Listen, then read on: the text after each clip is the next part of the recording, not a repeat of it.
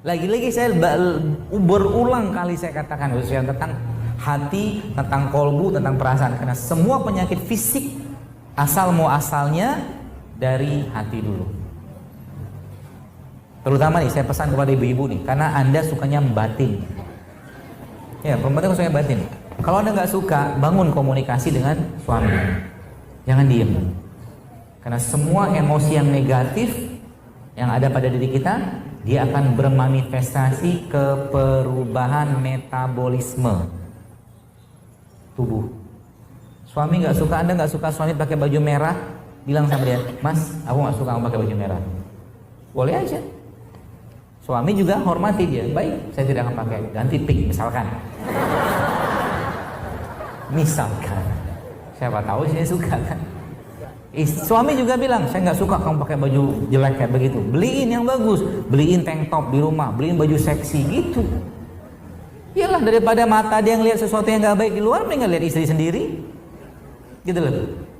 Caranya supaya rumah tangga itu romantis. Jadi akhirnya apa? Suami minta dibuatkan apa, misalkan manggilnya apa, Bu gitu kan, Umi gitu kan, atau Adek gitu kan, tolong bikinin apa tuh namanya, sambil air putih gitu kan, karena istrinya jatuh senang sama suami, cinta sama suami, mintanya air putih, dia kasih minuman tadi.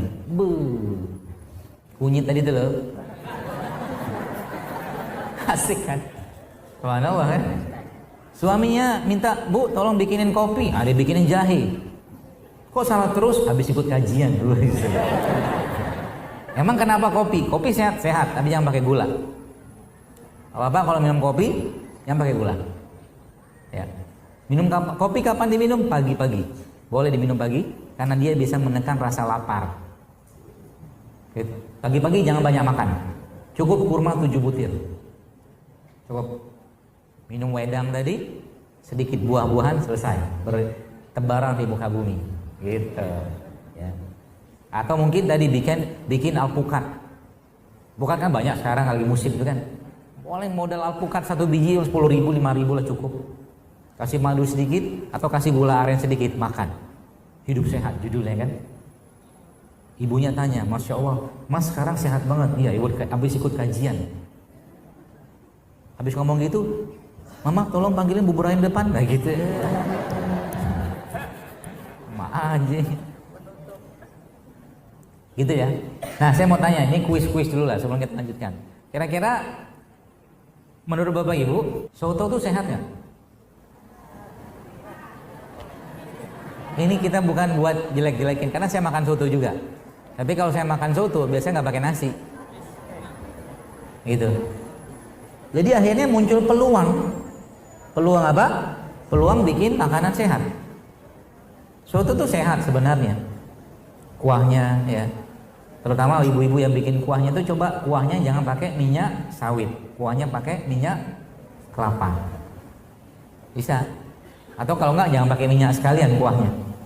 Bisa. Nasinya Anda bisa ganti dengan kentang. Gitu. Kentang dipotong-potong, direbus. Karbohidrat juga. Atau mungkin ini salah satu solusi untuk mengganti nasinya. Ya. Singkongnya Anda nasinya diganti sama singkong. Kan karbohidrat juga, tapi sehat. Ya gitu. Kalau saya biasa begitu kalau makan soto, memang nggak pakai nasi. Gitu. Ya, tetap enak ya. Kuahnya enak, banyak kunyitnya gitu kan. Seperti itu. Kalau mau, kalau nggak juga apa-apa. Ini. Apa ini? Tempe. Tempe itu sehat? Kenapa sehat?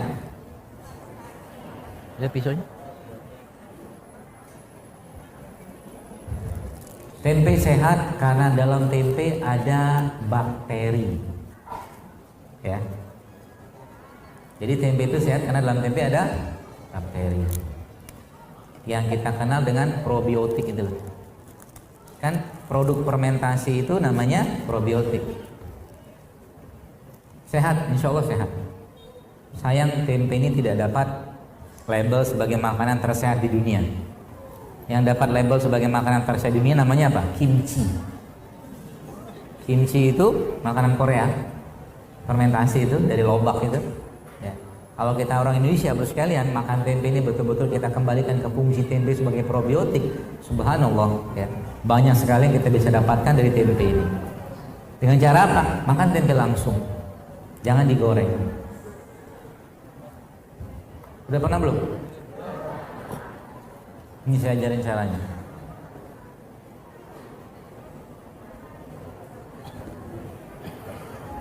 Kajian kita disponsori oleh madu.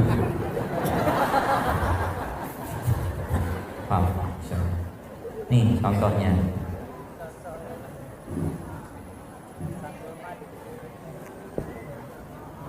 Emang enak, masya Allah, enak. Muka saya kelihatan sedih nggak? Wajah saya kelihatan sedih nggak? Bahagia, nggak terpaksa kok, emang enak. Ya? Coba ini, tolong asisten, potong. Tolong cepat ya. Taruh di bawah, biar nggak tumpah. Potong-potong kecil dadu gitu. Nah gitu. Nanti kita coba tempe. Bagaimana makan tempe sama madu. Jadi tempe itu kalau sudah digoreng, menurut saya udah nggak sehat. Menurut saya sih. Karena kan bakteri dia. Bakteri ada goreng mati lah dia. Gitu loh. Nanti coba tanya yang ahli probiotik deh. Setahu saya memang jenis raginya itu bukan ragi yang tahan panas. Ya, nih tempe. Kita kasih madu.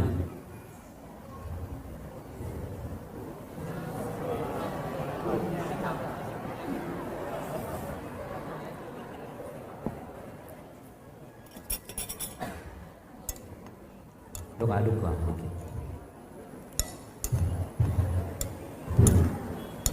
Ada yang mau nyobain? Gak usah. Nanti sehat loh. Tadi bapak-bapak mulu, kasih ibu-ibu deh. Nih, opening ke belakang.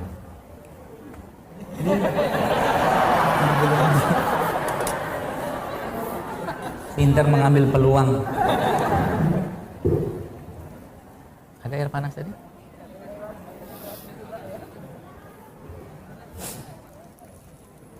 Ya gitu sekalian ya. Jadi prinsipnya adalah, jadi gini, sebelum cerita yang lain saya mau cerita sedikit tempe. Tempe ini subhanallah, kemarin saya ketemu dengan teman-teman di TV lah gitu kan. Mereka cerita ada acara mereka, acara ruqyah gitulah. Lalu ada pasien di ruqyah, bereaksilah pasien tersebut karena mungkin ada jin segala macam gitu kan. Lalu setelah tenang, pasien tersebut dikasih tempe sama kurma. Dikasih tempe sama kurma. Jadi ternyata setelah dikasih tempe sama kurma itu, ternyata pasiennya bereaksi lagi. Sama kayak di ruqyah. Saya penasaran gitu kan, pengen tahu analisa ustadznya apa. Jawabannya, Masya Allah, ya ternyata emang jin itu nggak suka dengan makanan sehat. Yang sehat. Jadi jin itu ketika, ini salah satunya aja ya, ketika tempe ketemu kurma, itu ternyata dia nggak suka gitu kan. Gitu. Jadi bukan nanti, apakah nanti kalau saya makan, ada orang tanya gitu kan, makan kayak begini nanti keluar jinnya? Enggak juga. Maksudnya bukan itu, tapi dia nggak suka dengan sesuatu yang baik. Ya. Termasuk ada 2 jenis tumbuhan, rempah-rimbang dia nggak suka. Nggak suka dia. Dia suka dengan yang nggak sehat-sehat. Gitu lah. Itu sebabnya biasanya kalau ada ruqyah, ya, kalau ustadz-ustadz atau syekh-syekh itu mereka biasanya menyarankan pasien itu untuk minum macam-macam jahe, termasuk susu-susu ya, kayak susu kambing yang murni itu, paduan atau mungkin dosisnya yang pernah saya tanya kepada mereka tuh ya 3 liter susu kambing sama 1 liter madu, gitu. 3 liter susu kambing murni ya, kasih dengan 1 liter madu aduk, tapi jangan setengah sekaligus dihabiskan, bertahap aja. Ya, termasuk ini, termasuk ada 2 jenis tumbuhan atau rempah atau rimpang yang mereka nggak suka. Yang pertama temulawak, yang kedua brotowali, mereka nggak suka. Sama-sama pahit. Jadi ternyata jin tuh nggak suka itu. Waktu ditanya jinnya sukanya apa, ternyata Masya Allah. Jadi makanan mereka tuh apa? Asap rokok. Asap rokok. Ya nggak apa-apa kalau mau merokok, terus saja. Jangan terpengaruh. Harus istiqomah. Istiqomah dalam keburukan. Ya gitu ya. Termasuk kayak begini kan probiotik ini salah satu cara aja.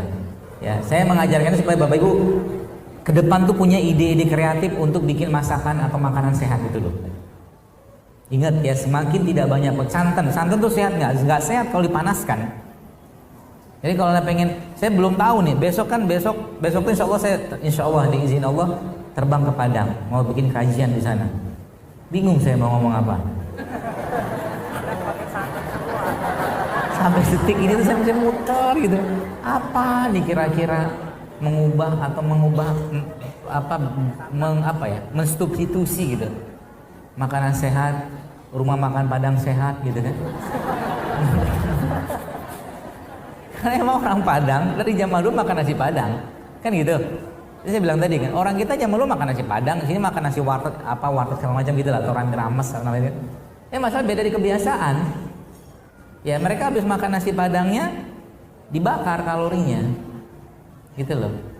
Zaman sekarang kan enggak, numpuk lagi gitu kan. Gitu. Doakan saja. Semoga dapat ide besok. Bagaimana ngomong ini di sana. Ya, seperti itu. Jadi tadi kembali ke hal tadi besar. Jadi salah satunya kayak begini lah ya misalkan ya. Ini kan sayur ya, Bapak sekalian ini sayur. Ada sayur, ada timun, ada apa tuh namanya? Selada, ada ini tahu apa nih? Ini sayuran. Iyalah. Kale, kale. Ini ya, vitamin C-nya, kaliumnya lebih tinggi daripada brokoli. Kale. Ya, sangat baik juga untuk sayuran untuk bersih-bersih badan. Tidak tahu kalau sini namanya apa nih kale. Ya. Jadi sebenarnya kalau kita lihat kayak begini ya, ini kan simple ya. Lagi saya sampaikan, karena modal apa ya? Modal jeruk nipis, modal madu, modal garam, modal lada hitam udah cukup bikin masakan ini sehat. Dapat rasanya, ya, dan gak usah dimasak, mentah aja. Semakin tidak banyak pengolahan yang kita lakukan pada makanan, semakin sehat kita insya Allah. Ya. Dok, saya makan sayur apa? Nangka. Di mana? Rumah makan Padang, sama aja. Gitu loh. Gak apa-apa ya, kalau anda tetap pengen makan kayak begituan ya silakan saja, tapi saya cuma pesan saya apa, coba usahakan porsi sayur buahnya 3 kali 4 kali lipat gitu, aman kita. Karena memang kalau sudah sudah penuh dengan makanan-makanan tadi itu sekalian berat badan kita mencernanya ya. Jadi kayak begini nih kan, kayak begini mungkin Bapak Ibu pikir salad biasa, tapi ini berusaha insya Allah ya, saya boleh katakan kalau anda rutin makan beginian, ini akan mengubah gen kita akan diubah sama dia ya, karena dari sisi antioksidan, kalium segala macam itu masya Allah berlimpah ruah di mereka ini ya. Cara bikinnya gampang aja lah, kasih jeruk nipis, kasih madu atau zaitun sedikit ya, atau kalau anda mau tambahkan sedikit dengan kacang-kacang atau kismis atau kurma juga bisa, simple, nggak ribet. Jadi makan tuh nggak usah ribet-ribet.